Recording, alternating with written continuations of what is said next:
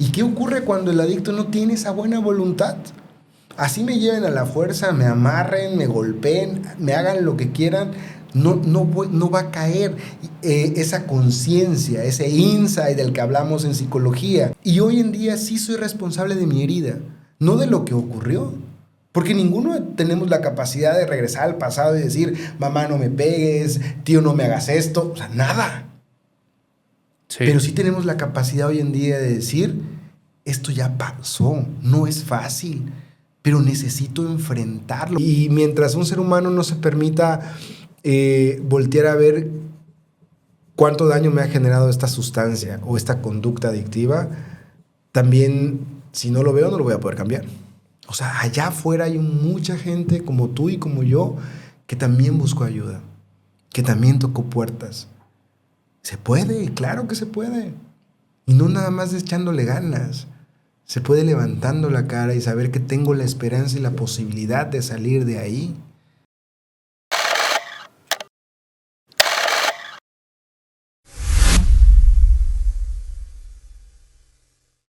Bienvenidos a un episodio más de Conexión Chiapaneca, donde más que una conversación es una conexión chiapaneca. El día de hoy tengo a un psicólogo que maneja unos temas muy interesantes y que la verdad es muy amigo mío. Les presento al psicólogo Lenin Pacheco. Bienvenido. Muchísimas gracias, Lick. La verdad es que muy agradecido contigo de que me hayas dado, abierto este espacio, para que podamos dialogar un tema tan importante como es el tema de las adicciones. Perfecto. Antes de entrar un poco en las adicciones, en los temas que nos traen, me gustaría platicar sobre un poco qué te hizo decidirte por estudiar psicología.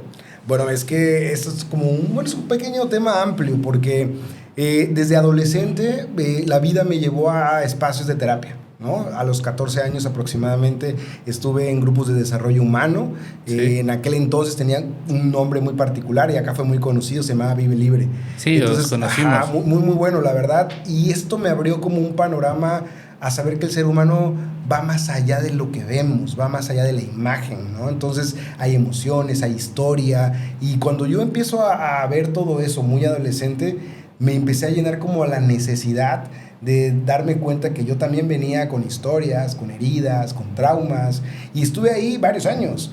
Y posterior a eso, en medio también, y esto creo que ya es muy personal, pero también empiezo a tener como un episodio adolescente de rebeldía, donde vino el alcohol, donde vinieron las sustancias, y es ahí donde por particularidades llego a un grupo de Alcohólicos Anónimos, ¿no? Un grupo específicamente de cuarto y quinto paso, donde hay mucho que profundizar ahí, ¿no? Entonces, como que esas dos etapas de mi vida me llevó a decir, yo necesito saber más, no solamente de mí, no solo de mi historia, sino de por qué reaccionamos, porque fue una curiosidad bien profunda, ¿eh? Y entonces estaba yo saliendo de preparatoria y era elegir carrera. De querer estudiar arquitectura, sí, me voy al extremo, yo creo totalmente distinto, y llego con la noticia de voy a estudiar psicología. Y es así como llega la necesidad. Y fíjate que muchas veces decimos que, o maestros decían, es que muchos estudian psicología para entenderse. No, a mí me llenó la curiosidad de qué pasa detrás de cada ser humano. Porque nos vemos todos igualitos, ¿no? Como seres, pero detrás de cada rostro hay una historia, y en esa historia hay mucho que contar, y eso se vuelve bien interesante. Perfecto, pues Lenin, qué bueno que nos mencionas eso, porque eso te marcó para que después totalmente te especializaras en muchos temas, ¿no? Y uno de esos son las adicciones. Exactamente. Las personas me escribieron o me han preguntado, ¿qué es una adicción? Bueno, la adicción básicamente es una dependencia, ¿no? Y cuando generamos una dependencia a algo, porque no es en particular a una sustancia, puede ser a una conducta, a una actividad, ¿no? Y cuando ya generamos esa dependencia, podemos considerarlo como una adicción. Esas dependencias, ¿cómo nos invitan a que, por ejemplo, hay mitos entre las adicciones, ¿no? Claro. Hay algunos mitos. ¿Cuál podría ser el mayor mito que se conoce sobre las drogas? Sobre las adicciones. Sobre las adicciones en general. Mira, yo creo que uno de los mitos más peligrosos que existen es el creer que por voluntad propia un ser humano puede salir de ellas o que es un tema únicamente de conducta. O sea, es pensar de que tú puedes, ¿no? Échale ganas. Sí, sí, ¿no? sí. Desde ahí creo que es lo que marca mayormente un mito, porque no es que una persona quiera o no quiera dejar de consumir, sino que ya hay algo que está mucho más arraigado. Cuando llegamos a comprender esto y entender que una conducta adictiva es un problema biopsicosocial, ¿y a qué le llamamos biopsicosocial? Que puede ser biológico, que es psicológico y que incluye la cuestión social y familiar. Entonces, es tan complejo el tema de una adicción que evidentemente no podemos decirle a una persona con el simple hecho de tu voluntad vas a salir. O porque si tú quieres, tú puedes, ¿no? Como esta frase que es un tema de básicamente experimentar. Y bueno, me refiero más que a experimentar, de irte a la profundidad de revisar qué está pasando, qué te lleva al consumo. Y cuando una persona explora eso, creo que es uno de los mayores hallazgos que un ser humano puede tener de sí mismo, porque no hablamos únicamente de la sustancia, podemos hablar de conductas. Hay gente que puede ser adicta a los videojuegos, que puede ser adicta al celular, a las redes sociales, hay gente que puede ser adicta a los casinos, a la pornografía. A la pornografía, exacto, o sea, al trabajo. También. ¿No? Entonces, hay conductas... Workaholic. Sí, claro. Entonces, hay conductas que pueden ser demasiado dañinas para una persona. ¿Y cómo puedes determinar eso cuando tu vida depende exclusivamente de esa actividad o de esa sustancia? Cuando todo gira alrededor. Totalmente. Hay algo que es que se relaciona mucho con lo que dices, ¿no? Cuando alguien es un enfermo adicto, pues muchas personas sí van y le dicen, oye, pero ¿por qué no echas más ganas? ¿O por qué no dejas, o sea, por qué no nada más dejas de consumir? Claro, como si fuera solamente un tema de voluntad. Sí, pero cuando hay alguien que tiene un cáncer, por ejemplo, no le dicen, oye, pues échale ganas, ¿no? Le dicen, oye, ya fuiste a tus quimios, claro, ya fuiste a tus tratamientos, ya probaste este tratamiento, es que te dijo el oncólogo. Claro. Sí, ¿por qué sucede eso? Porque consideramos que es una conducta, te repito, una conducta únicamente de voluntad. Yo elegí tomar el alcohol, yo elegí la sustancia, sí, inicialmente lo eliges, y lo eliges por un objetivo, por curiosidad, por alivio, ¿no? Por placer. Sí. Pero conforme va ocurriendo esto en la vida de una persona y generas esa dependencia, deja de convertirse en eso para convertirse en la anestesia total de la herida, de la verdadera herida, ¿no? Hay una parte de la literatura de Alcohólicos Anónimos, y si me lo permites, sí, citar un poco de lo que dice la literatura.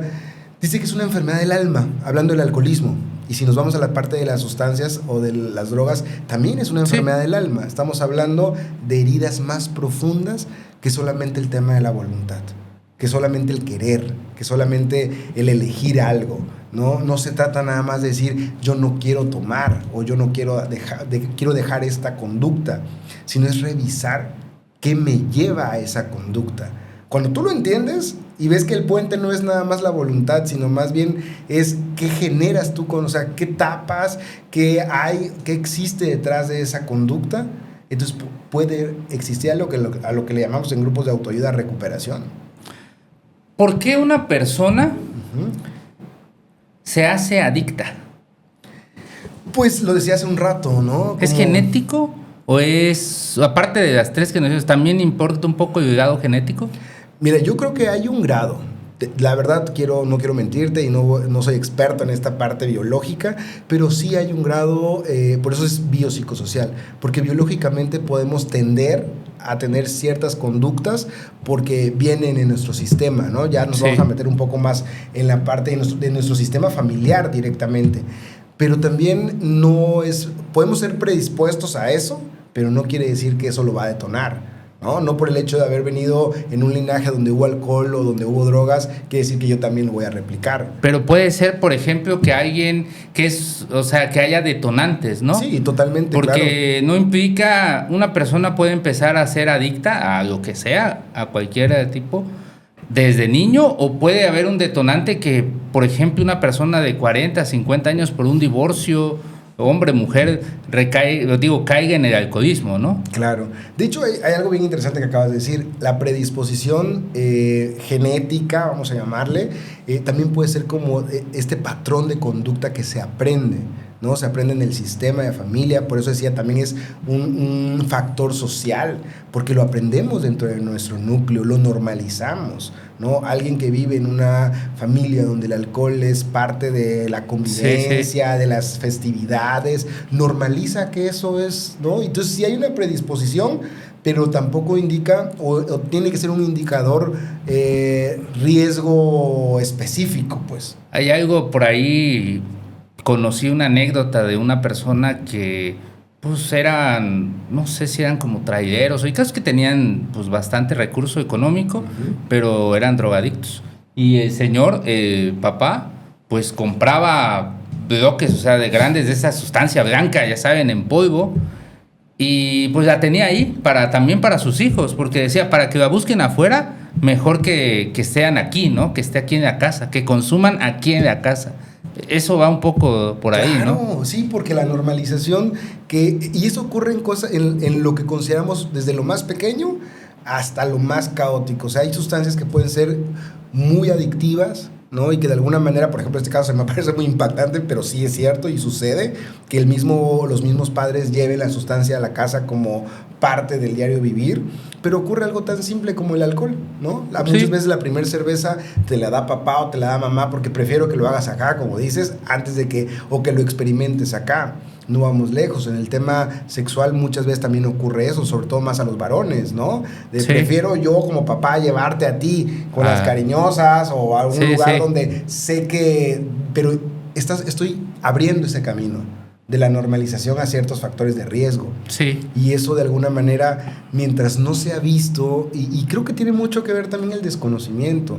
La ignorancia también. La también. ignorancia, claro. Sí, viene desde el desconocimiento, porque al final la gente o la misma vida nos va formando como va el caminito, ¿no? A cada uno de manera distinta.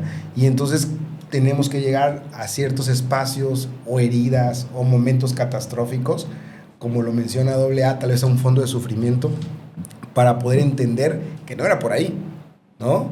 Pero eso ya le corresponde a cada ser humano y a cada historia. Sí, porque, por ejemplo, hay algo muy común, y eso ahorita lo vamos a hablar más a fondo, pero, por ejemplo, cuando hay alguien que es alcohólico y lo anexan, o es drogadicto y lo anexan, y sale del anexo y vuelve al mismo núcleo familiar igual como estaba cuando se fue. Claro. Y que hace que el adicto pues vuelve a recaer, ¿no? Porque está en el mismo, cuando la familia no hace también ese cierto... Porque no es nada más algo anexo al muchacho, joven, adulto, lo que sea, hombre, claro, mujer, lo anexo y ya se solucionan los problemas, ¿no? Si no cae un cambio de mentalidad, si no deja de haber ese desconocimiento de la adicción, de todo eso, va a volver a recaer. Por supuesto. Mira, hay algo bien interesante de esto que acabas de decir, y voy a ponerte un ejemplo. Yo estuve al frente de una clínica de rehabilitación por 6 años. La clínica básicamente era el acompañamiento de la recuperación del adicto, ya sea cualquier tipo de sustancia o conducta también. ¿Y qué ocurría muchas veces?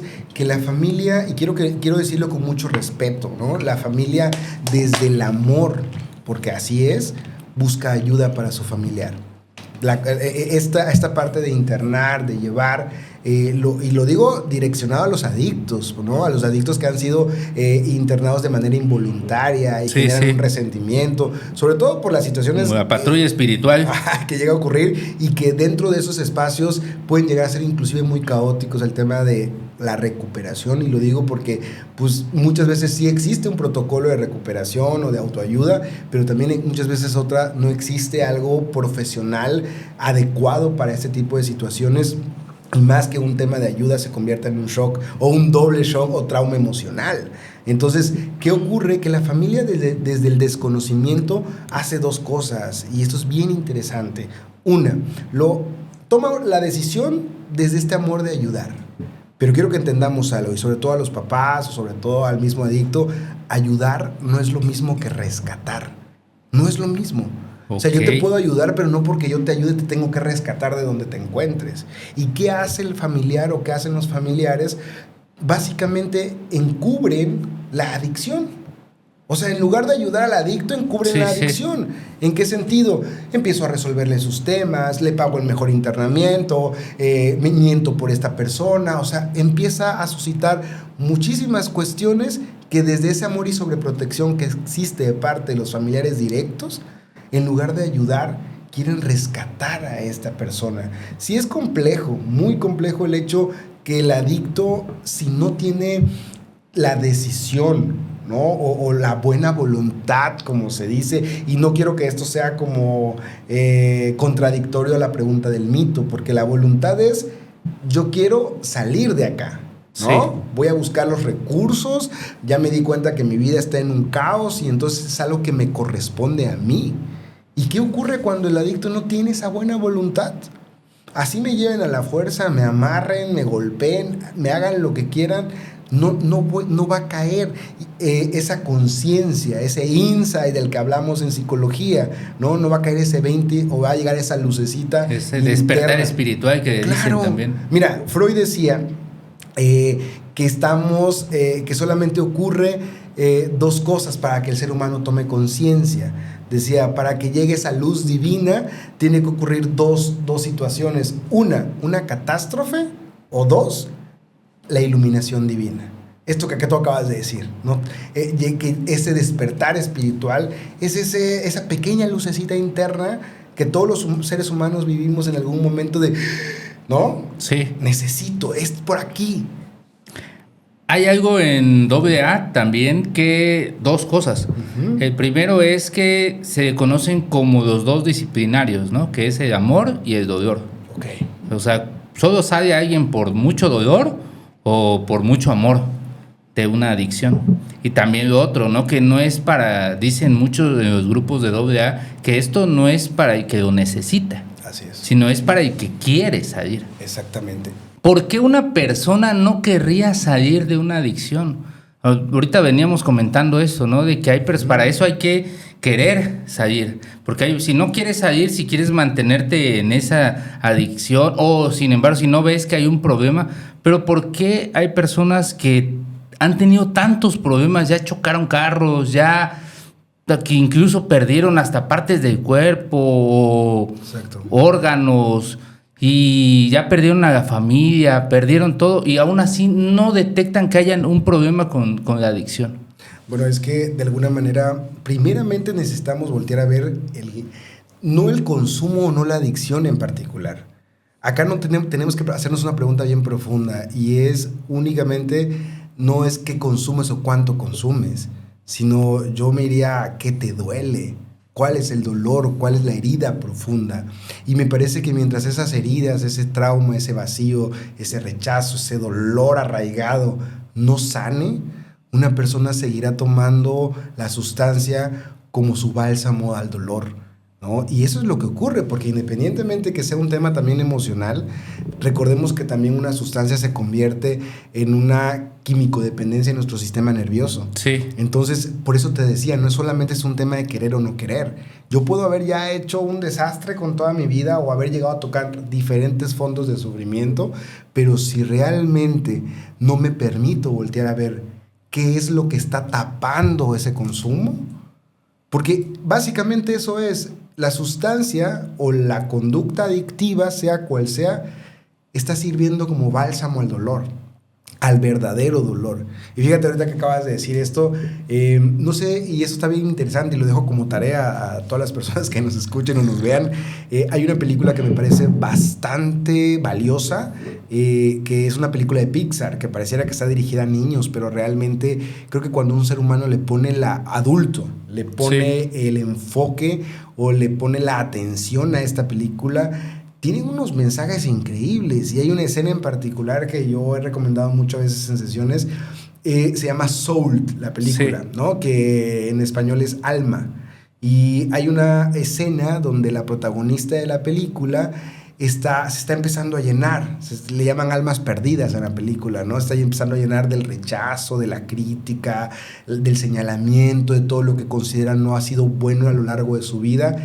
Y se llena, la imagen gráfica es el almita chiquita con todos estos asuntos que la envuelven y la atan y la llenan como de mucho ruido mental.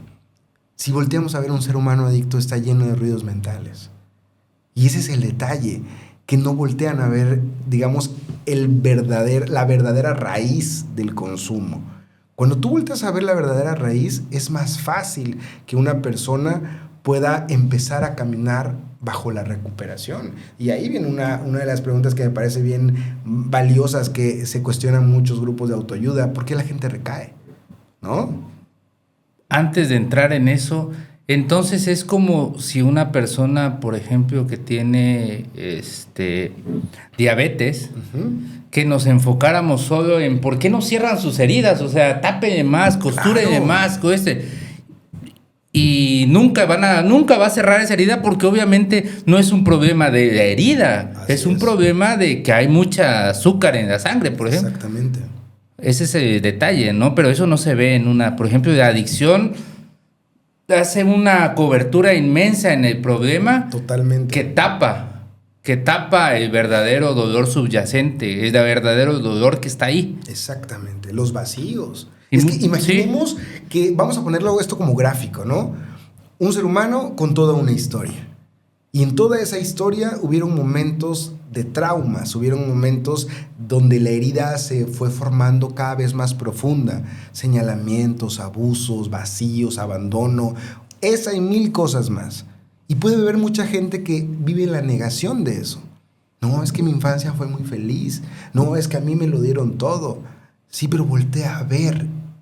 Revisa. Algo a mí que se me hace maravilloso de los grupos de autoayuda y de los espacios de terapia, todo lo que tenga que ver con autoconocimiento, es que te invitan a voltear a ver tu historia. Desde quitando la negación, desde una aceptación real. Y eso es lo difícil, porque cuando un ser humano, algo que me gusta mucho de los grupos de autoayuda también es que te invitan a la honestidad, a la verdad, a tu verdad. No te invitan a hablar del vecino, de mamá, de papá, te invitan a hablar de lo que tú viviste, porque el tema de la vida humana es la percepción. Yo puedo estar percibiendo este momento como muy agradable y puede que tú lo puedas estar percibiendo muy incómodo. O sea, es un tema de percepción. Y es que así vivimos allá afuera. Para papá y para mamá seguramente nos dieron una vida digna, ¿no? Trabajé, no les faltó comida, fueron a la escuela, si se enfermaban los llevaba al médico. Y seguramente el hijo, el niño, lo pudo haber vivido desde el abandono, ¿no? Desde la falta de atención, desde la falta de cuidado. Y más si hubieron momentos traumáticos como alcoholismo, violencia, abusos. O sea, un infante que no puede comprender que su historia de vida está como construida de alguna manera bajo la necesidad de protección. Porque eso es lo que a todos nos toca, y es que todos fuimos niños. Sí. A todos nos tocó pasar y trascender un espacio de familia, porque es ahí, digamos, donde nacen las primeras heridas. Voy entrando a eso y saliéndonos un poquito de guión, esas heridas, ¿no? ¿Hay 6 o cuántas heridas son las que manejan en el...? Básicamente se mencionan que son 5 heridas del alma, ¿no? Abandono. Rechazo. Humillación. Rechazo, humillación. Se me fue ahorita, te lo juro. Me sacaste. Pero es abandono, rechazo, humillación, vergüenza. Sí. Y creo que miedos. ¿No? Miedo. Entonces van como injusticia, perdón. La injusticia. Mejor la hagamos en línea y ya no pasa. Sí. No, porque es abandono, rechazo, miedo, injusticia y vergüenza. Exacto. Y fíjate que esto es bien interesante. Si observaras cada una de estas, que me parece maravilloso cómo alguien viene y nos las expone así como más gráficas, más explícitas, ¿no? Más... Sí. Nos vamos a ir dando cuenta que a veces eventos tan pequeños en nuestra historia generaron una herida muy profunda de vergüenza, por ejemplo, de abandono. Al niño que olvidaron y no fueron por él a la escuela y ahí se quedó esta sensación de no vienen por mí. O sea, de abandono. Claro. Y entonces así 1001 factores que pudieron haber ido generando estos momentos de trauma. Porque en general el punto es el trauma, ¿no? O sea, es como si vamos a generalizar todos los conflictos, hay un trauma particular o muchos traumas que cada ser humano va construyendo. Entonces la sustancia llega como el bálsamo, como la anestesia, para no sentir. Obviamente nadie de manera consciente dice voy a tomar porque no quiero sentir. Sí, voy a tomar porque me pone alegre, porque me hace más conversador, porque tal vez de niño el maestro te dijo, no puedes hablar acá. Claro. O sea, y tú ya quedaste con un miedo así de no voy a hablar. Exacto. Y de pronto con el alcohol llega y empiezas a volver un conversador que eras antes, pues, que eras antes de cuando eras un niño. Yo creo que hay una desinhibición total y sale tu verdadera esencia, ¿no? El ser humano por naturaleza tenemos la capacidad de relacionarnos de una manera sana, pero también primitiva, ¿no? Algo como se menciona en la psicología humanista como la luz y la sombra de cada uno. O sea, tus virtudes y lo que no son tan tus virtudes, aquello que te ayuda a defenderte. Y entonces muchas veces esta sombra, que su objetivo es defenderte y protegerte a ti o a cada uno, lo que hace muchas veces son generar acciones o actitudes o conductas autodestructivas. Y las adicciones son una de ellas. Podríamos hablar de una lista de conductas de riesgo, pero en particular es una forma en la que tu sombra te dice te voy a cuidar. Te voy a cuidar para que no sientas. Para que no sientas, para que no recuerdes, para que no llegue el dolor tan inmenso que generó ese evento. Mira, creo que algo que tiene y valoro muchísimo de los programas de autoayuda, pero particularmente donde yo conocí la recuperación, que es de los cuarto y quinto paso, es que te invitan de una manera no tan grata a llevar a ver el dolor, tu dolor, bajo el compartimiento de la gente, del adicto en recuperación. Fíjate que en la clínica que teníamos, una de las funciones que a mí me sirvieron, como para mí fueron muy valiosas, en la clínica que yo tenía, en el proceso de recuperación de los internos, tenían que vivir los niveles de Vive Libre. Sí o sí parte de su recuperación como un tema de recuperación de valores. Y también tenían que vivir una escritura de cuarto y quinto paso. O sea, tú salías después de estar 3 o 6 meses interno con esas 2 herramientas, independientemente de todo el protocolo de autoayuda o de todo eso. Y protocolo de autoayuda no solamente médico, no solamente psiquiátrico, no solamente psicológico, sino de ayuda mutua, que esa es como la base fundamental. Un adicto ayudando a otro adicto. Sí, como Alcohólicos Anónimos. Totalmente. Digo, ese es un protocolo muy completo. Y algo que a mí, por ejemplo, en ese momento me llevó a decir, estas 2 herramientas son fabulosas. Porque mucha gente puede decir, ay, es que este protocolo humanista o de desarrollo humano más bien parece un coaching que pero en realidad es una forma de decirte, hey, acá hay caminos. Estas son posibilidades también de voltear a ver algo que un adicto ya dentro del consumo, dentro de la autodestrucción, perdió. Y se llama sentido de vida, hermano. Cuando nosotros perdemos el sentido de vida, ¿para dónde vas? Para ningún lado. Claro. Hay muchísima gente que tiene la capacidad de decir, hoy mis hijos, mi familia, mi trabajo, mis padres, mi fe, ¿no? Le puede dar un sentido a mi vida. Un grupo de autoayuda, segundo paso. Sí. Creer que un poder superior a ti puede devolverte el sano juicio. Y lo dice claro. Un poder superior no es particularmente una entidad. No es un Dios en particular. Dice, si quieres tomar al grupo como tu poder superior, tómalo en lo que llegas a creer. Es como el camino, vaya. Y eso es algo que me parece maravilloso, que dentro de la terapia de autoayuda o dentro de la psicoterapia de manera profesional puedas acompañar a un ser humano que tenga la necesidad de querer voltear a ver los porqués más que a la sustancia. Porque la sustancia va a seguir ahí. Sí. En cada Oxxo te encuentras, puedes ir y comprar. En cada cantina, en cada lugar. O sea, es como, está tan abierto, ¿no?, al mundo, el tema de las sustancias, que hoy no es algo imposible de conseguir. Sí, está, como decían en Alcohólicos Anónimos, está el movimiento de un codo. O sea, por supuesto. Eso es tan sencillo. Yo, la verdad, pues eso es algo que, bueno, no lo he dicho, pero pues yo entré a un grupo de Alcohólicos Anónimos y pues ya hice 2 años que dejé de alcohol. Pero te dicen, ¿no? O sea, cuando había momentos durante estos 2 años que pues me decían, quería yo pues volver a tomar. Y te decían me hacía yo mismo una pregunta, bueno, pero ¿qué estoy sintiendo que quiero tapar con el alcohol? Claro. O sea, ¿qué estoy bien? Y entras a un poco a lo profundo, ¿no? De ti y ya te empiezas a decir, bueno, ¿qué siento? ¿Miedo? ¿Qué me da miedo? O sea, ¿estoy sintiendo ansiedad? ¿Qué me está? ¿O por qué quiero volver a consumir una sustancia que obviamente ya se está plenamente demostrado que es dañina para mí? Totalmente. Y mira, hay algo bien interesante esto que acabas de decir, el cuestionarte. O sea, a nadie nos enseñaron, ni siquiera en nuestra infancia, ni nuestros padres, ni en las escuelas, nos enseñaron a cuestionar cómo estoy, cómo me siento. Nos enseñaron a decir, ¿cómo estás? ¿Cómo se dice? Bien, ¿no? Ya es el automático.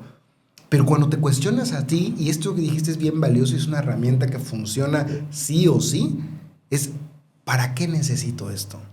Llámese cualquier cosa. Sí. Es una forma de tocar el vacío, es una forma de decirle a la conciencia, hey, ¿qué me está llevando a ese caminar? Y es que al final de cuentas el proceso de recuperación, lo sabes perfectamente, es solo por hoy.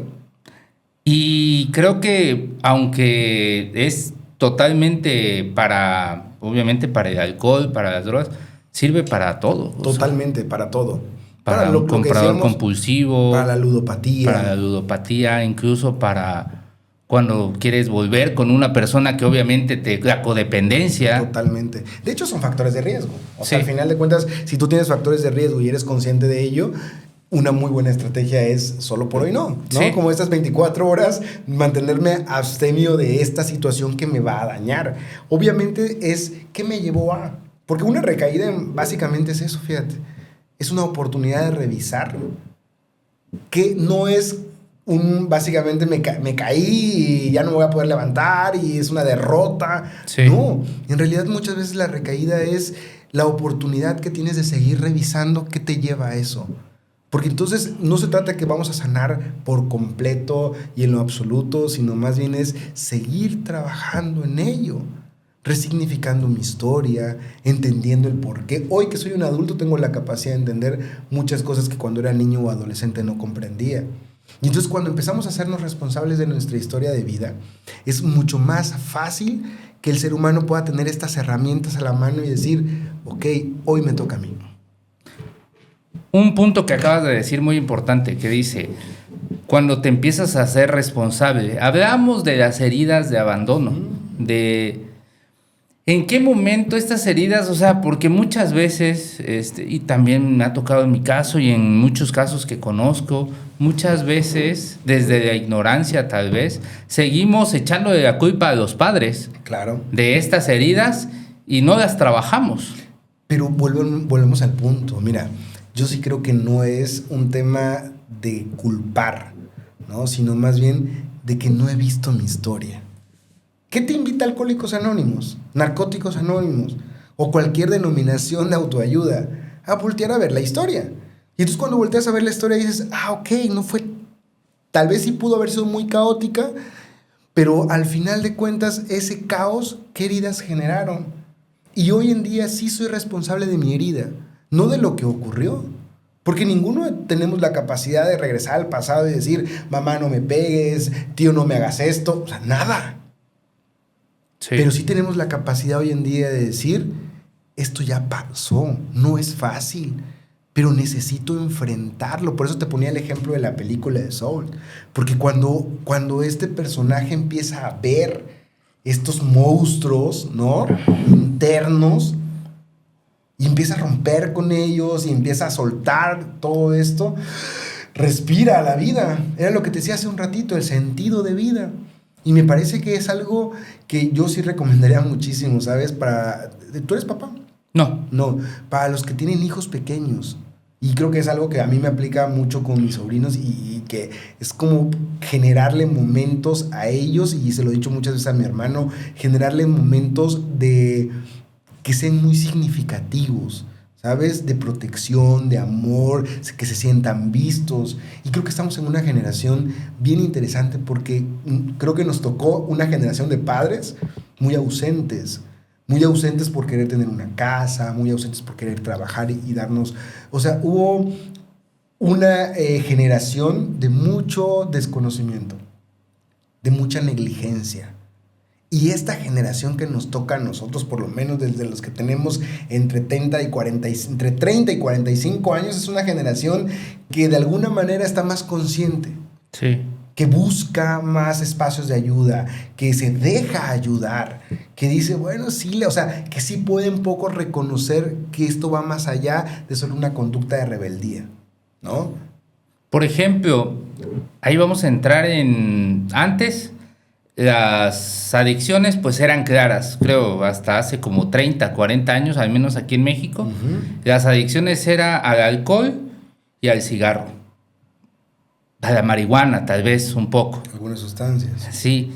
Ahorita estamos en un punto de vida que aunque ya somos más conscientes, como bien lo dices, cada vez estamos más llenos de cosas que nos pueden llevar a una adicción. Estamos hablando de drogas como el cristal, que es una droga peligrosísima y que es la peor ahora, es ¿no? la peor, ¿no? Estamos hablando de pues, la cocaína, que ya cada vez está siendo desplazada por el mismo cristal. Estamos viendo adicciones a la pornografía, que cada vez como el celular. Así es. Estamos a un clic de entrar a alguna página pornográfica, a una adicción a las apuestas, que ahorita los niños, o sea, los jóvenes, llegan incluso a robar las tarjetas de crédito de los papás para apostar. Exacto. Me ha tocado historias así, muy fuertes en temas de ludopatía de adolescentes. Sí. Y creo que, ¿sabes qué es la parte más fuerte de esto? Te decía hace un ratito, o ahorita que hablábamos de cómo interviene la familia, que desde la sobreprotección no hay un permitirle a la persona que se haga cargo de las consecuencias de esos actos. Entonces, estamos hablando, a mí me tocó escuchar ya historias fuertes, de cantidades inclusive de dinero muy fuertes, en los que de alguna manera dices, papá, ¿qué estás haciendo, no? Y sí lo ayudamos un ratito, pero, y que sus consecuencias sean como más like. Y tenemos que aprender a poner límites muy claros, porque partiendo de ahí, el ser humano, sí, digo, para los que son padres de adolescentes o que están formando todavía, los límites son cuestiones o permitir que el hijo o el adicto pues se haga responsable de sus consecuencias. No desde la sobreprotección, no desde el porque no lo amo, no lo voy a ayudar. Y claro está que muchas veces el tema del internamiento involuntario sí sirve como una forma de decir te ayudo, pero hace rato te decía, no es lo mismo ayudar que rescatar. Entonces, si yo te quiero rescatar a la fuerza y no te hago responsable, porque las responsabilidades sociales son fuertes, son severas, quedarte sin casa, sin trabajo, sin escuela, inclusive lo decías hace un rato, sin una parte de tu cuerpo, arriesgando tu salud, o sea, 1001 factores de riesgo. Pero sí hay algo bien importante. Creo que el ser humano, mientras no se haga cargo por sí solo de las responsabilidades y consecuencias que traen los actos, es muy difícil que lo comprenda por sí solo. O que llegue la iluminación divina, ¿no? Que en lo que te decía hace rato, Freud decía, catástrofe o iluminación divina. Solo así el ser humano se puede mover. Y entonces, la catástrofe es ese fondo de sufrimiento del que habla Alcohólicos Anónimos o cualquier grupo de autoayuda. Un fondo de sufrimiento que va a ser totalmente indistinto para todos. Para ti puede ser la pérdida o el duelo de alguna relación. Para mí puede ser el abandono de mis padres. O sea, cada uno es de manera distinta. Y entonces no puedo creer, a mí me ha llegado alguien al consultorio en un duelo por su mascota. Y cualquier persona podría decir, ¡ay, qué exagerado! No, pero es algo que está viviendo y es válido. Y así como eso, 1001 situaciones más. Entonces, creo que debemos dejar de minimizar nuestra historia. Dejar de decir, es que yo no me acuerdo. Es que no sé ni siquiera qué pasó. O generalizar, es que a mí me fue muy bien. Entonces, si te fue muy bien, ¿por qué hoy en día cubres todo comprando cosas? O si te fue muy bien, ¿por qué hoy en día te la pasas jugando en los casinos? O ¿por qué si te fue muy bien el día de hoy te la pasas alcoholizándote? O sea, sí hay algo detrás de. Y entonces dejamos de romantizar la adicción o la conducta autodestructiva. Y el ser humano tiene la capacidad, totalmente tiene la capacidad de decir, me voy a detener un segundito. Eso me encantaba de un maestro con quien me formaba. Y decía, me voy a detener un segundo y voy a voltear a ver mi historia. ¿Qué es lo que cuarto y quinto paso hace? No es un segundo, son horas de escritura, pero de alguna manera es una forma, tal vez muy cruda, tal vez muy a la fuerza, pero es mírate. Y entonces creo que una de las estrategias más fuertes es si no aprendemos a vernos a nosotros. Por eso hay mucha gente que prefiere ver hacia afuera, ¿no? Desde el chisme, desde la crítica, desde el drama, desde tú me hiciste, desde la culpa. Porque eso es muy sencillo, ver hacia afuera. Sí. Pero cuando vemos hacia adentro, mira, algo que no miente es la energía y la imagen. Eso no miente. Entonces hay una frase que dice que como se es adentro, se es afuera. Y entonces una persona que, claro, que está sanando, que se está reconstruyendo, que se está formando en la mejor versión de sí misma, se nota. Y no estamos hablando de belleza física. Sí, no.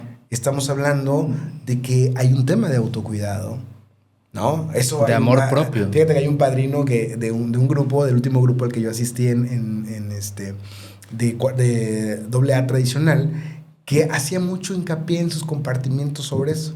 Y yo lo escuchaba y decía, pues es que qué razón. O sea, qué razón lo que dice. Decía, es que ¿por qué no nos damos cuenta en las pequeñas cosas de nuestro autocuidado? Limpiarnos las uñas, arreglarnos el cabello, limpiarnos los oídos, ir con nosotros los varones, ir con un urólogo, o ir a una revisión médica. También, sí, yo también tenía, escuché a una persona, a un padrino que estaba hablando sobre algo así, y decía, es que, ¿cómo es posible que tu cuarto de tu casa, o sea, donde tu habitación, donde tú duermes, donde debe ser el lugar que llegues después de una jornada de trabajo, después de una jornada de lo que sea, que llegues y que vas a descansar, que es tu lugar seguro, pues, porque ahí descansas, ahí duermes, ahí esté hecho un desmadre? O sea, ¿cómo puede ser que no veas la importancia que da eso para ti? Pero eso es secundario. Te voy a decir por qué es secundario. ¿Sí? Porque es externo. O sea, vamos a empezar como, lo voy a llamar como por grados. Sí, sí. ¿No? Y como se es adentro, se es afuera. ¿Qué quiere decir esto? Si por dentro emocionalmente empiezo a trabajar en la tranquilidad, en la paz, en la integridad. Y mira, y te lo digo de verdad que yo en mi proceso personal, fuera de lo profesional, ha sido una reconstrucción constante, y caer, subir, caer, saber. Y no me refiero particularmente a temas de sustancias, me refiero emocionalmente. Y de empezar a reconstruir a un hombre honesto, un hombre íntegro, a un hombre responsable, a mis 40 años, ha sido una construcción severa, porque también he tomado decisiones muy equivocadas en mi vida personal, ¿no? Entonces, me parece que también esto a mí me ha ayudado un montón a decir, a ver, vamos como paso a paso, pero primero soy yo, ¿sí? Primero, y primero no te hablo desde el egocentrismo, de la autosuficiencia, no. Primero es mi salud emocional, primero es mi salud mental, porque hoy en día la gente no prioriza la salud emocional ni mental. No, y ahorita ni de la salud física la priorizan tampoco. Es lo último, totalmente lo último. O sea, dejar de verte a ti es yo creo que la peor decisión del mundo. Sí. Y todo esto que te digo son todas las consecuencias de esas heridas de las que hablamos al principio. Y porque todo eso son conductas de riesgo. Y todo esto que estamos hablando son situaciones que nos llevó esto que venimos cargando del pasado.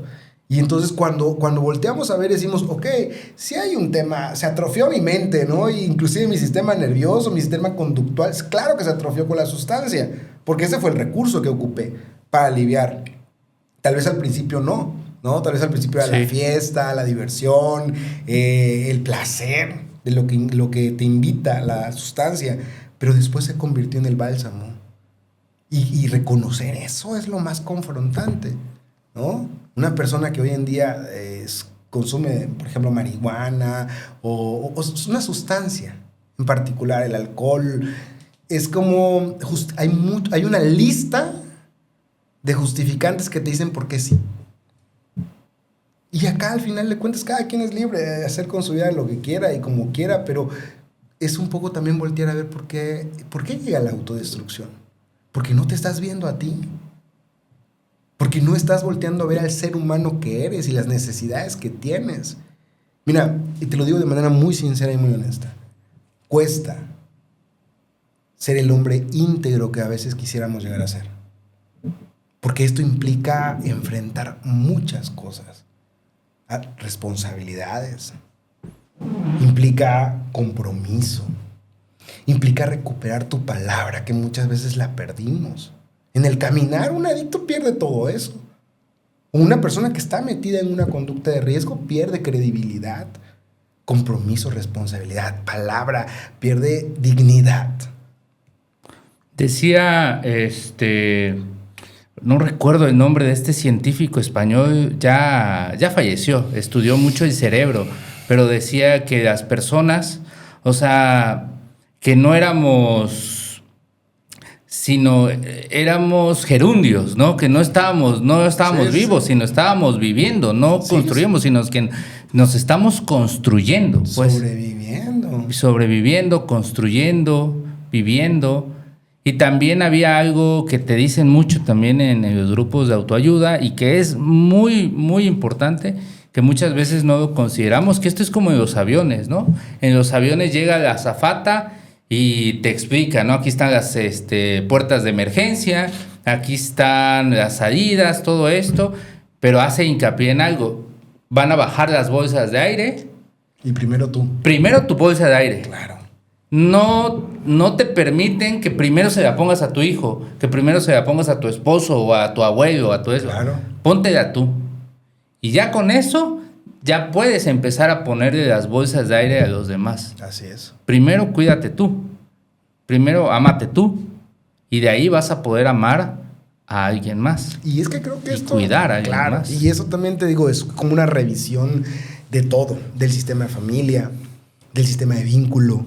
Porque muchas veces tenemos vínculos bien complejos con nuestros padres, con nuestra pareja, con nuestros amigos. Y eso, mientras no sea observado, no sea como visto de qué es lo que está ocurriendo en mis vínculos, por eso surgen las dependencias, ¿no? Ahorita empezaba a pensar de que hablabas que también hay personas que se convierten adictos al conflicto, al problema, a las deudas, ¿no? Y es como, son conductas que van siendo como una sobre otra, sobre otra, sobre otra, y al final de cuentas, ¿cuál es la conducta de riesgo que más puede marcar a un ser humano?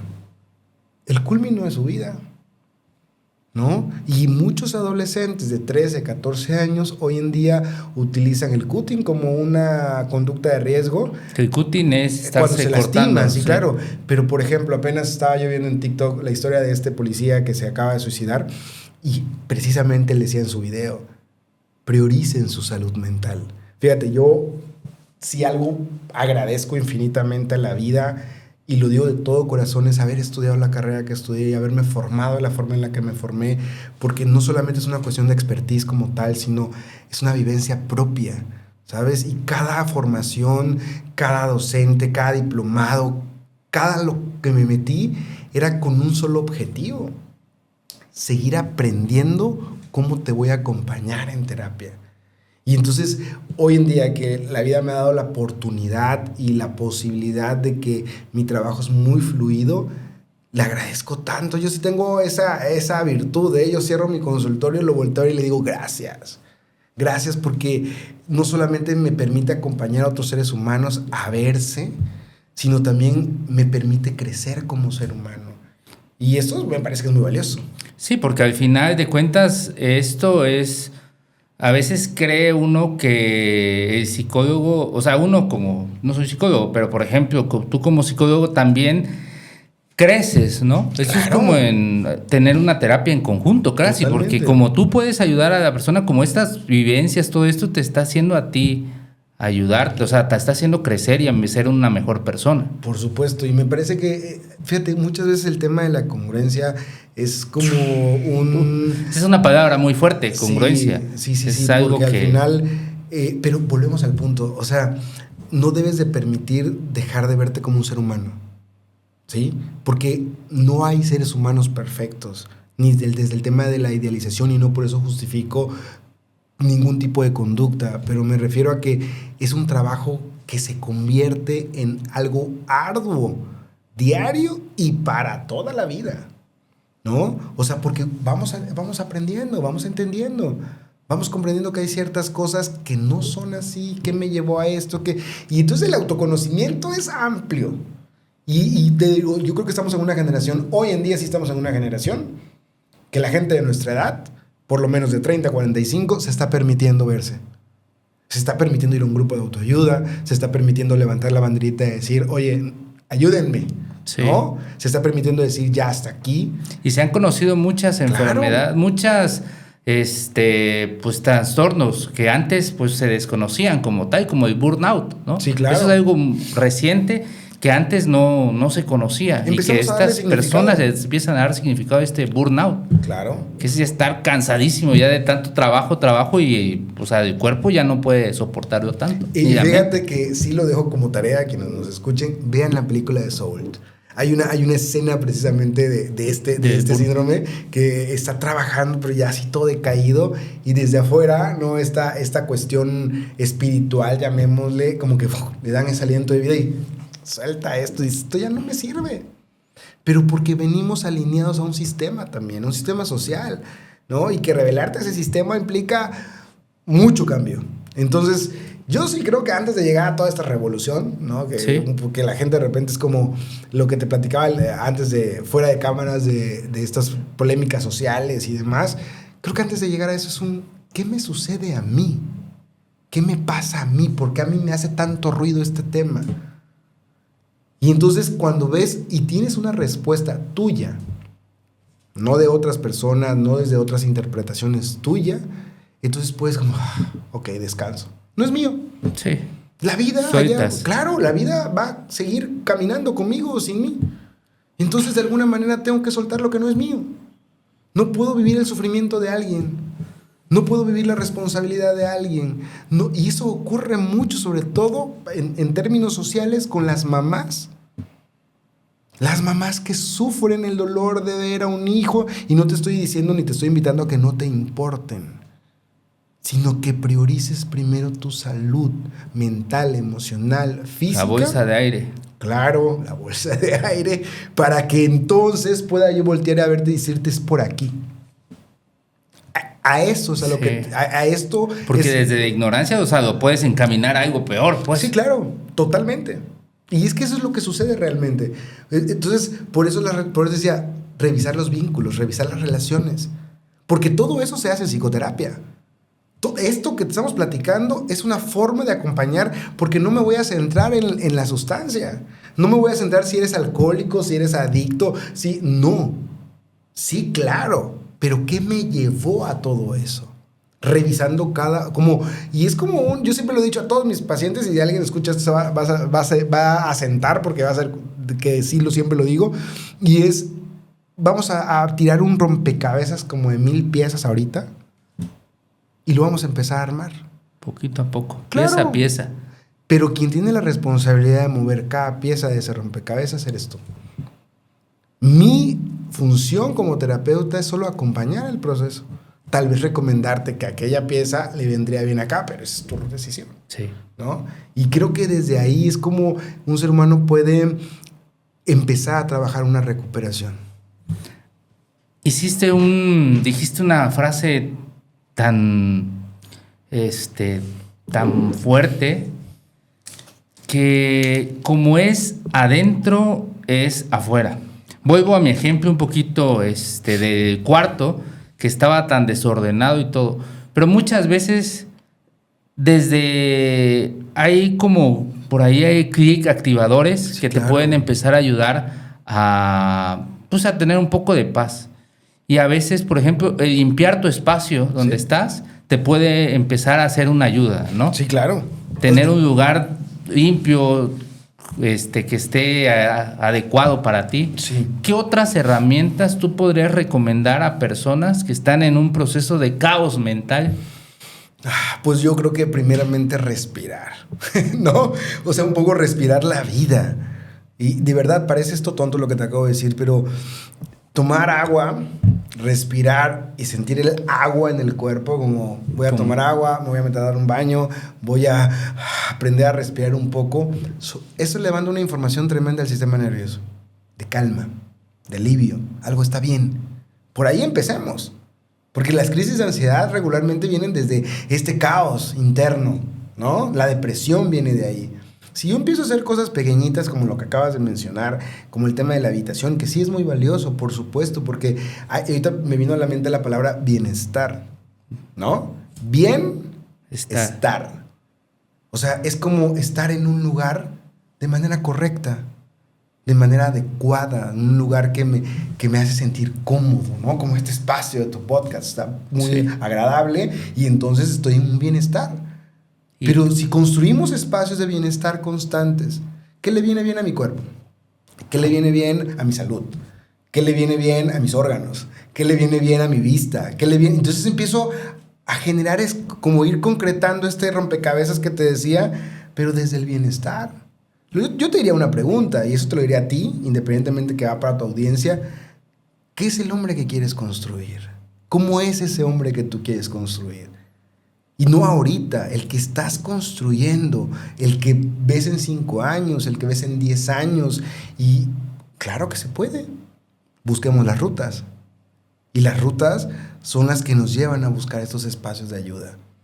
Ir a terapia, ¿no? Si es necesario, yo se lo digo a muchos pacientes, si es necesario ir con un psiquiatra, vamos con un médico, porque al final los médicos, como lo dijiste al inicio, es como el sistema nervioso y el cerebro también son órganos. Y si me duele el estómago, voy con el gastroenterólogo. Sí.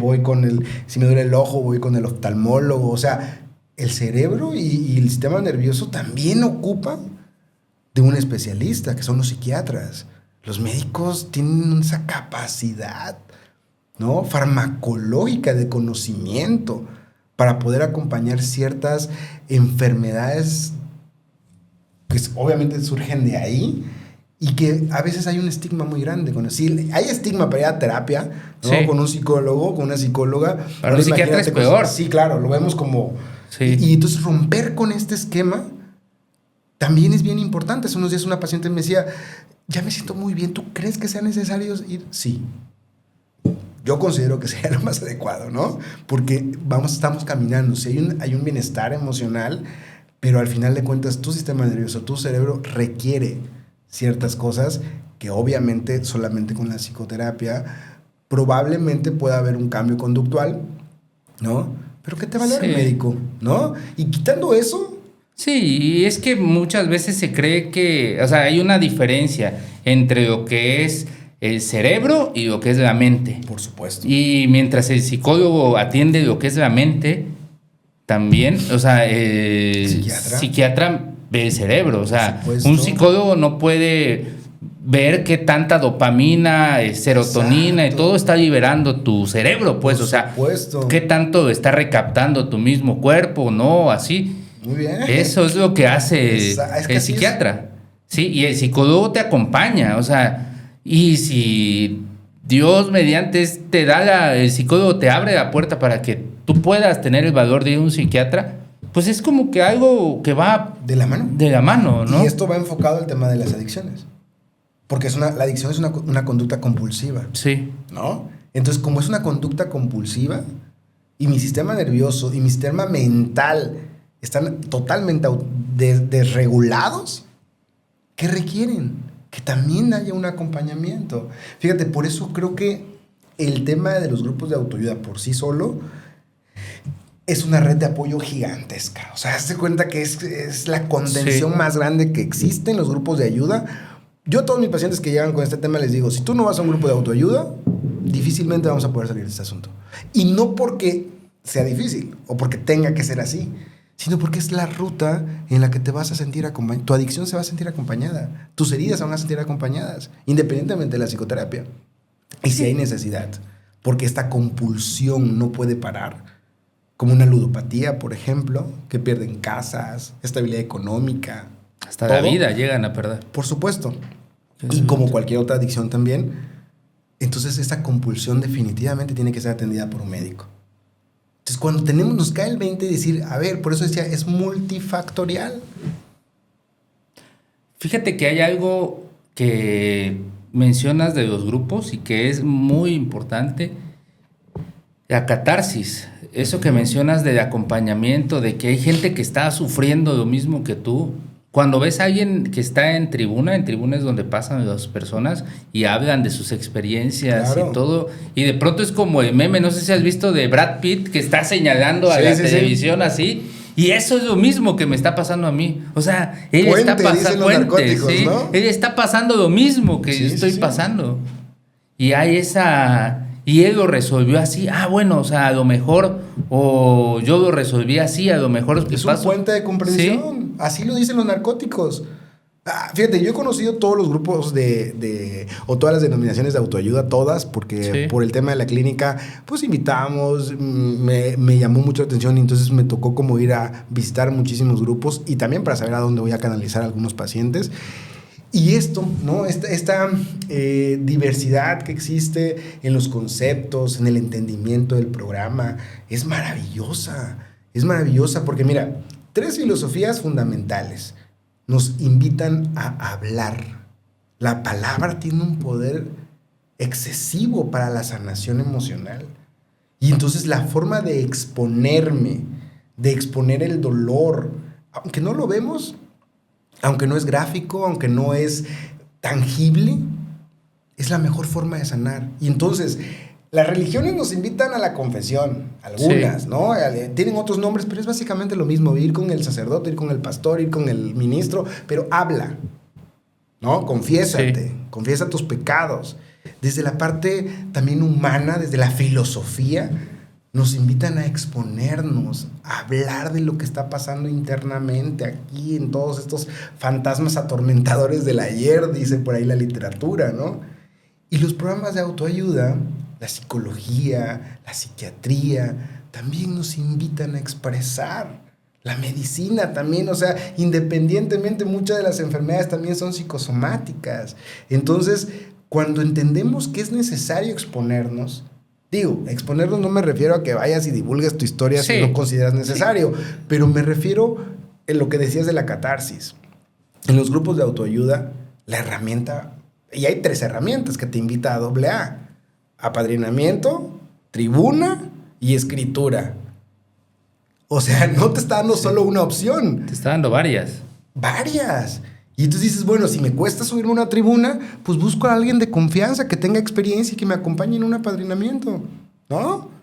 Si me cuesta ir a terapia, pues empiezo por ahí un poco escudriñando, algo que sí he diferido mucho, sobre todo cuando me tocó estar, muchos años en grupos de corte y quinto paso, era que obviamente el ser humano te va a hablar desde su experiencia, ¿no? Es muy difícil que un ser humano te hable, difícil me refiero porque no estás formado profesionalmente, ¿no? Sí. Y entonces te voy a hablar de mi creencia, te voy a hablar de lo que yo creo que es correcto. Y a veces eso también genera un conflicto, porque entonces te estoy llenando de más losas emocionales, te estoy diciendo que eso que tú haces está mal, no te estoy invitando a que revises, a que te entiendas, a que comprendas el por qué te ha llevado todo esto. Y entonces por eso es bien importante que una persona en recuperación, fuera de tener un grupo de autoayuda, tenga un acompañamiento profesional y, si se puede, un acompañamiento médico. Que sería el psiquiatra. Claro. Y entonces aquí es donde yo sí creo que son los recursos de ayuda, donde las familias pueden decir, vale, voy a invertir, ¿no? O sea, le voy a invertir porque al final de cuentas es necesario. Pero solamente sacar o querer que mágicamente, que hay gente que sí, después de una catástrofe, después de un fondo fuerte de sufrimiento, boom, dicen ya, le paro. Sí sucede. Pero hay gente que necesita seguir cavando. O sea, es un porcentaje muy bajo. Sí, muchos sí siguen. Lo que te decía hace rato, lo difícil no es tocar fondo, sino es dejar de cavar. Y entonces hay gente que sigue cavando. Y entonces no hay una forma, porque ese seguir cavando se le llama compulsión. Cambiando ya para ir más o menos con los últimos temas, ¿cuál consideras? Estamos hablando del tema del cristal. Actualmente el cristal, que viene siendo lo que es la metanfetamina, Pues es una droga completamente química que no proviene de nada, de nada natural, o sea, es producida totalmente de laboratorio. Que ahorita también la cocaína y muchas son producidas casi enteramente en... ¿Cuáles son los peores daños que puede dar esa droga? O sea, ¿por qué es tan adictiva? ¿Por qué está tan permeando en todos los jóvenes? Mira, de entrada... Y ni tan jóvenes sí, también. Claro, claro. De entrada creo que es una sustancia que va directamente al sistema nervioso. O sea, es como un inhibidor por completo. Entonces, sí genera. Y creo que hablar un poco de una sustancia en particular es complejo porque podremos como tener las características, ¿no? Y qué te lleva y demás, sino comprender que no todas las personas que tienen la facilidad de consumirlo se convierten en un adicto. Hay sustancias que sí son altamente adictivas, ¿no? ¿A qué me refiero? O altamente dependientes. Entonces, de alguna manera, esta es una de ellas. Es precisamente por lo que comentas, porque es una sustancia creada, ¿no? Para eso en particular. Entonces, yo sí creo que cuando empiezas a... Lo que hemos hablado todo el podcast, ¿no? Lo que hemos hablado todo este episodio es como entender que tal vez la vida me llevó a eso, pero yo tengo la capacidad totalmente, sí, de elección, pero también de salir de ahí si ya estoy como muy anclado. Y no solo, pues, porque ahí eso es bien importante. O sea, muchas veces creemos que es que tú solo vas a poder. Y no es así. Necesitamos tener la capacidad de decir, necesito ayuda.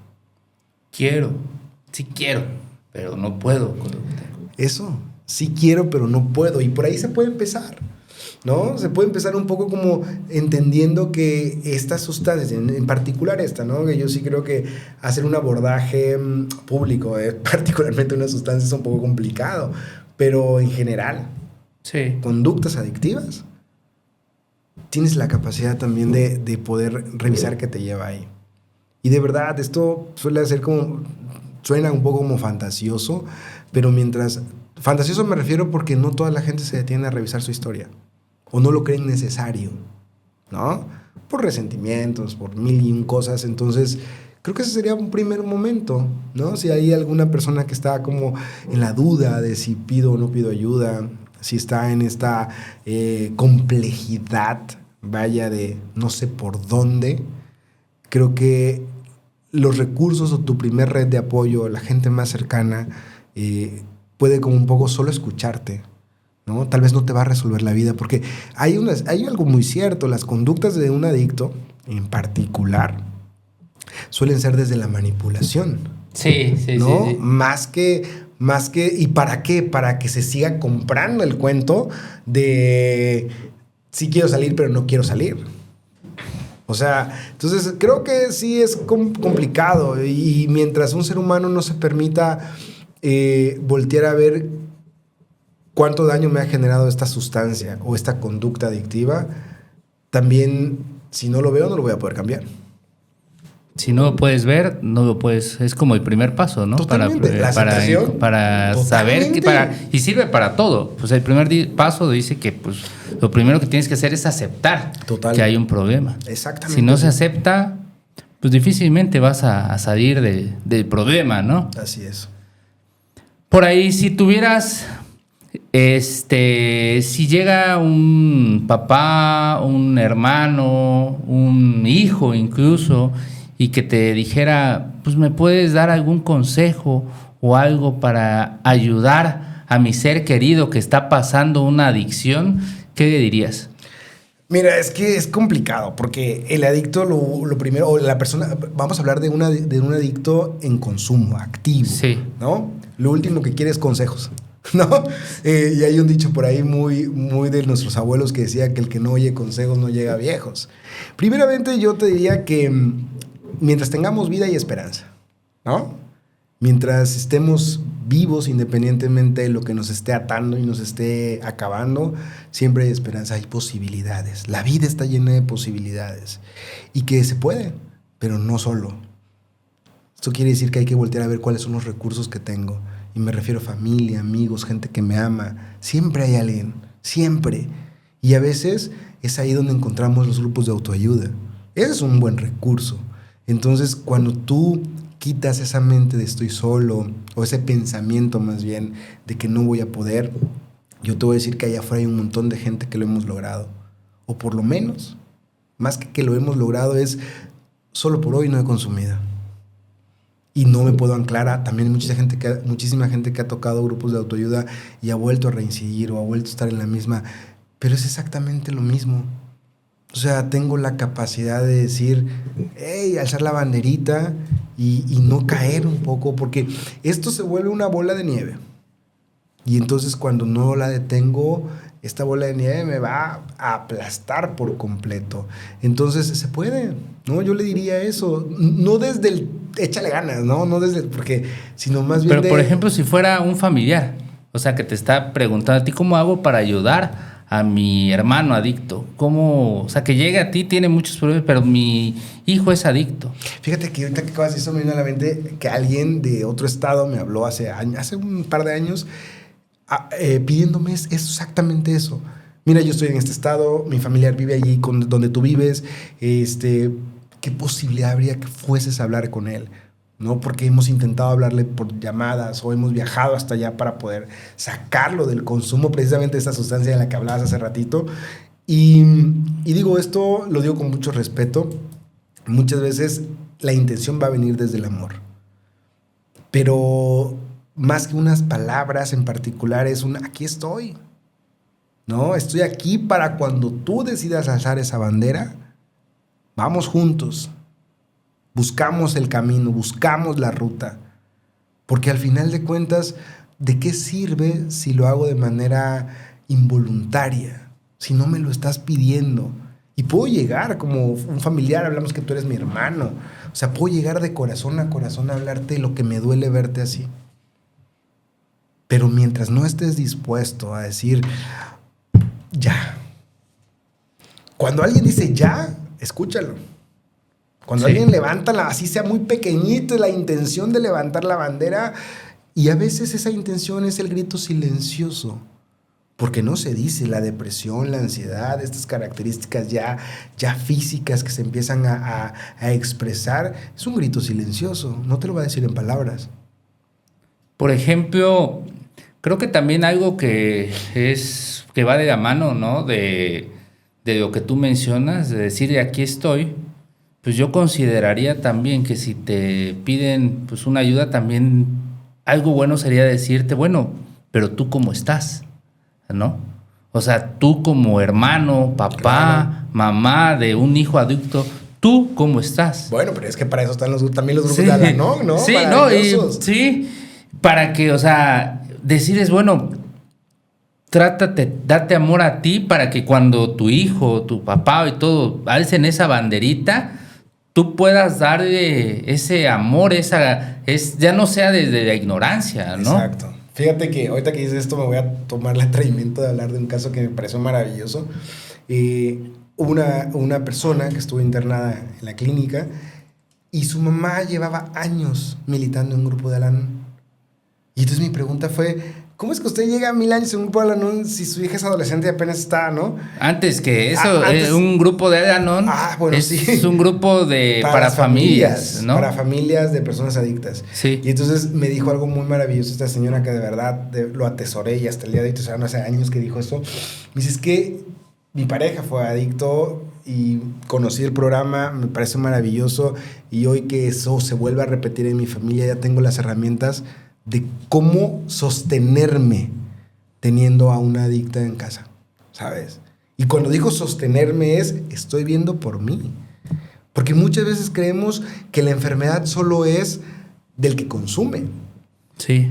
Pero la enfermedad está en todo el sistema. Todo.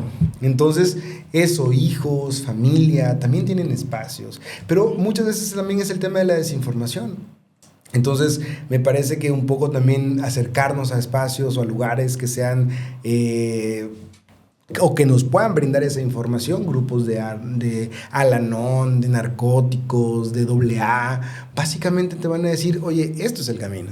Fíjate que también tomándome el atrevimiento, obviamente sin nombres ni nada, pero me pasó algo así, fíjate, y me dio a mí algo, o sea, tanto tanto amor me sentí, o sea, dije, o sea, es que hay verdaderamente amor en ese ser querido, porque llegaron 2 personas al grupo donde yo, amiguito, y eran 2 señores, pues, y en ese momento yo estaba en un cargo como secretario, y secretario es el que se acerca a las personas para preguntarles si son nuevos o si vienen de otros grupos, vienen de otros lados, y eran 2 señores grandes, y llegan y me dicen, no, es que nosotros venimos porque mi hijo es adicto.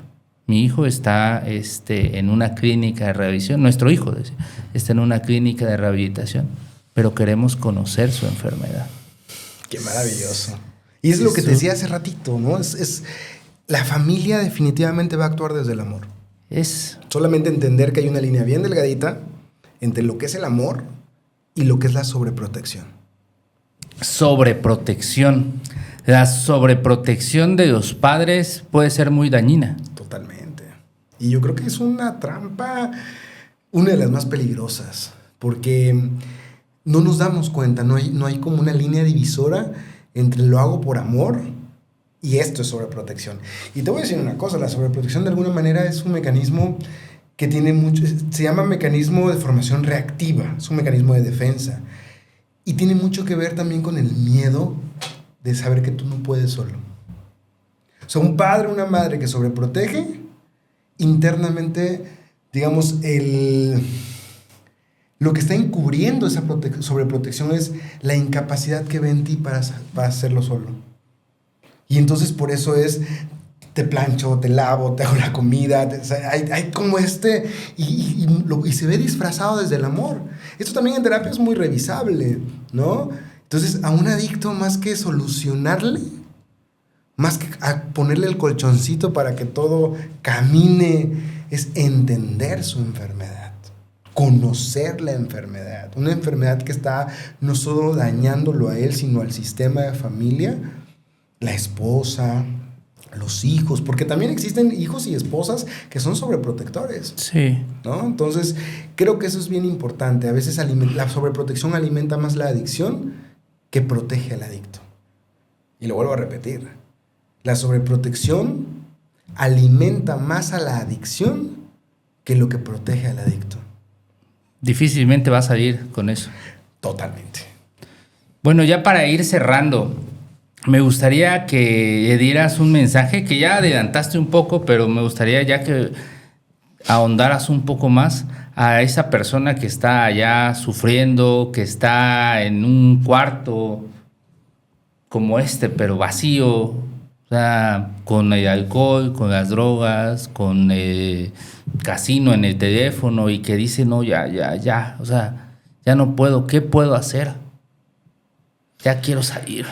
Está difícil, ¿sabes? Está difícil porque está difícil no tener las palabras exactas, porque no creo que exista una frase, una palabra, pero creo que un estoy aquí, y no me refiero a mí, me refiero a un montón de alcohólicos o de adictos en recuperación que existimos en el planeta y que nos convertimos en una red de apoyo. O sea, allá afuera hay mucha gente como tú y como yo que también buscó ayuda, que también tocó puertas. Se puede, claro que se puede. Y no nada más echándole ganas. Se puede levantando la cara y saber que tengo la esperanza y la posibilidad de salir de ahí. Pero necesito pedir ayuda. Necesito buscar mi red de apoyo. La más cercana. Y ahí vamos a estar, ¿no? Los AA, y vamos a estar hombro con hombro y corazón con corazón, dice. Y esto me enfoco más al tema de los grupos de autoayuda, porque si algo yo he encontrado en esos grupos es la camaradería, es el apoyo real. Digo, yo me dedico a esto de manera profesional y evidentemente si llega una persona con algún tema como esto, obviamente voy a recibirle, pero no tengo la capacidad profesional, ética o humana de ir a sacar a alguien o de yo ven conmigo porque soy el salvador. No es así. Pero de adicto a adicto, de alguien en recuperación, alguien que ha estado en un programa de autoayuda, yo sé que si viene, digo, tocando un poco algo personal que tú acabas de comentar de que asistes a un grupo de autoayuda, sí. Si viene un alcohólico y te pide ayuda, yo sé que genuinamente lo vas a apoyar. que por lo menos le vas a decir, carnal, vamos al grupo, te invito a una sesión, te invito a una taza de café. Yo conozco muchísima gente a lo largo de mi vida en programas de autoayuda, pero genuinamente hay una persona, un padrino en particular, que yo decía, este brother lo hace con amor. Era su forma de servir, desde la humildad, desde el respeto. Y era una persona que materialmente está muy bien acomodada, pero mira, se quitaba la camisa. Con respeto, ayudando, integrando, jalando a la gente. Y si tú le decías, tal persona necesita ayuda, voy, le paso el mensaje. ¿Y pasar el mensaje qué es? Decir cuál es la ruta que a ti te sirvió. Y entonces creo que a esa persona que hoy la pones como gráfica en un lugar en el que ya no puede más, hay un montón de gente allá afuera que está dispuesta a tenderte la mano. Eso es tan real, porque creo que muchas personas como yo, que ya llevamos algunos días sin beber, sin consumir otras sustancias, limpios, sin apuestas en el caso de los que son apostadores, pero pues al menos en mi experiencia y en el grupo de Alcohólicos Anónimos, pues te da eso, o sea, hay algo muy valioso en el ser humano que es, y aunque a veces se pierde, para alguien que está en un grupo de Alcohólicos Anónimos, el agradecimiento. Claro. Y cuando tú escuchas a alguien como alcohólico en recuperación, escuchas a alguien que te pide ayuda y que dice, oye, échame la mano, tengo problemas. O sea, se te activa pues a mí me ayudaron. Claro. Este es mi momento para devolver un poco esa ayuda y sí, tienes razón, o sea, con gusto vas y bueno, te llevo. O sea, incluso puedes ir por él. Muchas veces he pasado a recoger a personas que, bueno, paso por ti y vamos al grupo. Y mira, ese es el 12º paso. Esa es la magia. Sí. Esa es la magia y la virtud de los programas de autoayuda. El 12º es el servicio que aplicamos en todos nuestros asuntos, dice el programa. A mí me encanta la literatura de Alcohólicos Anónimos, de verdad, creo que es una de las mayores joyas que nos ha dejado la historia, porque es un manual de hombro con hombro, adicto con adicto, poder salir. Y de verdad, yo eso no te lo digo de manera profesional, te lo digo como alguien que en su momento fue muy acompañado. Alguien que fue, a ver, Lenin es por aquí. Y te digo que yo busqué respuestas, no busqué la verdad. Busqué respuestas, porque yo me autodestruía de la forma en que lo hacía, porque caía en esas depresiones. Al inicio te decía todo eso, ¿no? Yo también he tenido esos, pero en que profesionalmente también me ha ayudado a voltear a ver y decir, ok, hay un montón de recursos. Y hoy en día existen esos recursos, están allá afuera. Y mucha gente las desconoce o las estigmatiza, ¿no? Entonces, hoy por hoy, saber que existen es una esperanza para la humanidad, porque la sustancia o la conducta de riesgo no va a desaparecer. Me quedo también con una frase que dijiste y que pues para todas las personas que están en algún problema o que también su familiar o todo eso, su familiar esté pasando algún problema de adicciones o algún problema de ese estilo, mientras haya vida, hay esperanza. Sí, claro. Y eso es para todo, aplica en todo, hermano. O sea, a veces... Para todo, deudas, desamor, adicciones. Para todo. Y a veces la esperanza, dicen por ahí, es lo que muere al último, pero acá el punto no es que la esperanza la tomemos como un recurso, porque puede convertirse en un recurso también peligroso. Sí. ¿No? Sino más bien es entender que está la posibilidad de salir de ahí, sea cual sea la conducta. Y entonces, pues me parece que existen muchos recursos allá afuera, ¿no? Y allá afuera me refiero a la vida cotidiana, donde la gente puede voltear a ver y decir, ok, es por aquí. Y hay algo que es bien maravilloso. Siempre he dicho que los programas de autoayuda, la terapia, los terapeutas, ¿no? Sí. Mis colegas llegan, y lo pongo como un ejemplo burdo, y lo digo de verdad con mucho respeto, se convierten como en las zapaterías. Porque yo llego a una zapatería, busco el que me agrada y el que me acomoda. Y así debe de ser. Y también para lo que vas a utilizarlo, Claro. ¿no? Porque no es lo mismo que si vas para comprar zapatos de fútbol, para un partido de fútbol, totalmente que si vas para un trabajo. Es un ejemplo burdo y sí, con no, mucho pero respeto, que sí se adecua mucho, porque si vas para un tema de adicciones, pues vas con un psicólogo que conozca que más. tenga la expertise, sí. ¿no? Y de alguna manera sí es cierto. De duelo, un tanatólogo, psicólogo. Claro, o sea, claro. Y de alguna manera también es entender que la expertise no... o el conocimiento, más bien, ¿no? La formación sí ayuda muchísimo, pero la conexión que tú tienes con otro ser humano, la empatía que tú tienes con un ser humano para que te acompañe, como eliges un padrino, como eliges un terapeuta, como eliges un grupo, tiene que ser algo sano para ti. Pues perfecto. Entonces, ya para despedirnos, Lenin, puedes decir a las personas dónde te pueden encontrar, dónde pueden hacer una cita si están pasando y pues, les gustó mucho lo que dijiste. Pues espero que sí, ¿no? Sí, Digo, sí. La verdad yo no esta invitación no la tomo con esa intención. Sí, no es para marketing, pero pues... Claro, sino más bien al contrario, más bien, mira, yo viniendo para acá, venía en el coche y lo primero que le dije al universo, la vida, desde lo que yo siento, ¿no? De lo que es mi divinidad o mi poder superior fue, deja que fluya, ¿no? Porque es la primera vez que yo estoy frente a un micrófono, frente a una cámara hablando un poco, todo es desde, o sea, quien me conoce en el acompañamiento terapéutico desde esta parte es gente que me ha visto dentro del consultorio. Yo tengo mi consultorio en la colonia Jamaipac, en la 18 Poniente, entre primera y segunda sur, Okay. 207. Mi número de contacto te lo dejo, igual lo podemos poner por ahí. Es solamente contacto por WhatsApp, entonces llamadas o es por contacto de WhatsApp. Y partiendo de ahí todo lo que hago en temas de citas. ¿Cuál sería tu WhatsApp? Es 961 45 678 88. Perfecto. Y todas las citas obviamente son agendadas previamente y ahí tengo un protocolo un poco de ya muy profesional en cuanto al tema de agendar, generar una entrevista, ver si... Siempre la entrevista inicial es para ver si soy apto y es apto el proceso para trabajarlo conmigo.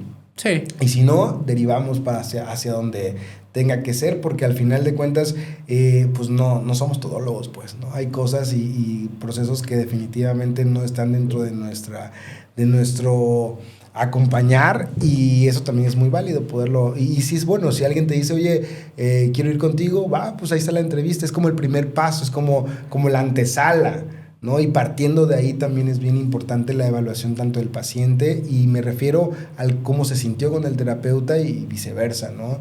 También el terapeuta tiene que evaluar si se siente capacitado para llevar esa historia, ese proceso o ese tema en particular, y si es un sí de ambos lados, nos aventamos un proceso de terapia. Perfecto. ¿Y tienes redes sociales?